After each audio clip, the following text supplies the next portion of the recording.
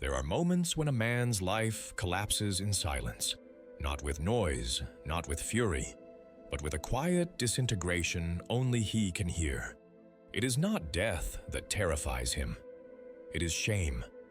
For some, that shame is the true battlefield, unseen, but endless. Today, defeat no longer comes with swords or banners. It comes with screens, with endless comparisons, with the exhaustion of pretending. We fall, not on the field, but within. We wake each morning carrying invisible wounds, promises broken to ourselves, dreams abandoned in silence. Men speak of progress, of comfort, of success, but behind their words, there is a shadow, the quiet knowledge that something sacred was lost. Honor, once the pillar of the soul, has become a forgotten language, and in its absence, even victory feels hollow. Yet centuries ago, there was a way, harsh, precise, and pure. A code that taught men not how to win, but how to fall with dignity. A path where even death could be transformed into truth. What if the ancient act of seppuku was never about ending one's life, but about restoring the soul to its rightful balance? What if defeat itself could become the highest form of victory? Chapter 1. The Fall of Masao, the Weight of Shame.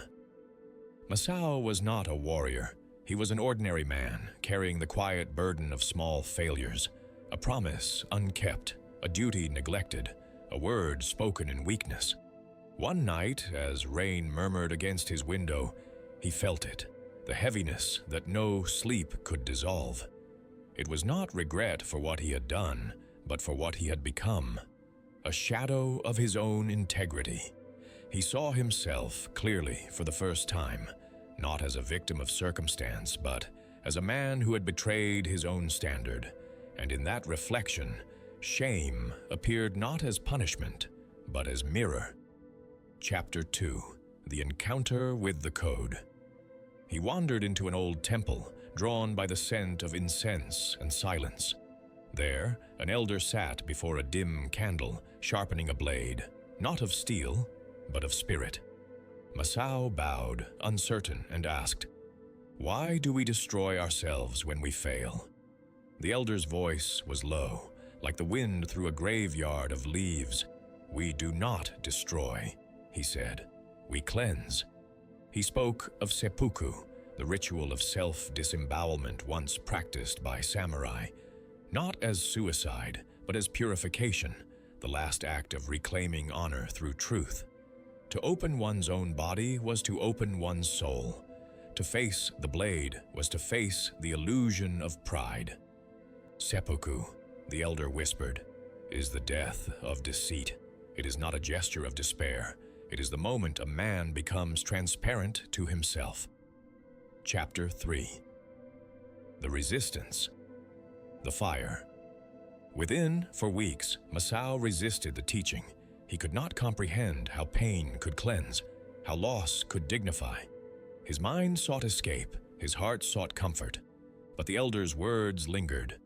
To live without honor is to die every day. He began to see his daily life as a field of silent seppuku. Each time he avoided truth, a small death. Each time he chose ease over integrity, another cut, unseen but deep. He felt the fire of shame rise within him, not as punishment, but as the last remnant of something sacred, conscience. He realized that seppuku was not the end of the body. It was the beginning of the spirit's honesty. At night, he kneeled before the candle and whispered to himself, "I will not flee anymore." In that moment, he had already begun the ritual. Chapter 4. The Ritual of Dignity.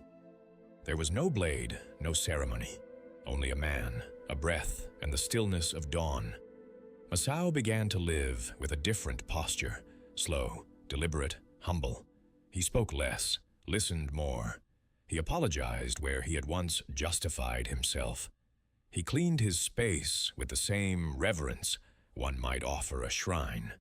Each act became a cut, removing vanity, fear, self-deception.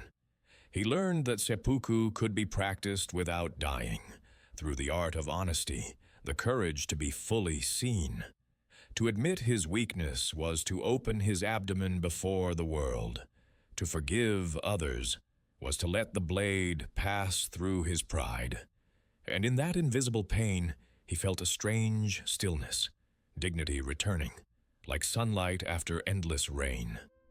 Chapter 5. The Transformation. The inner sword, months passed. The world around him did not change, but he had. His eyes no longer sought approval, only alignment. He no longer feared being broken, for he had already cut through the illusion of self.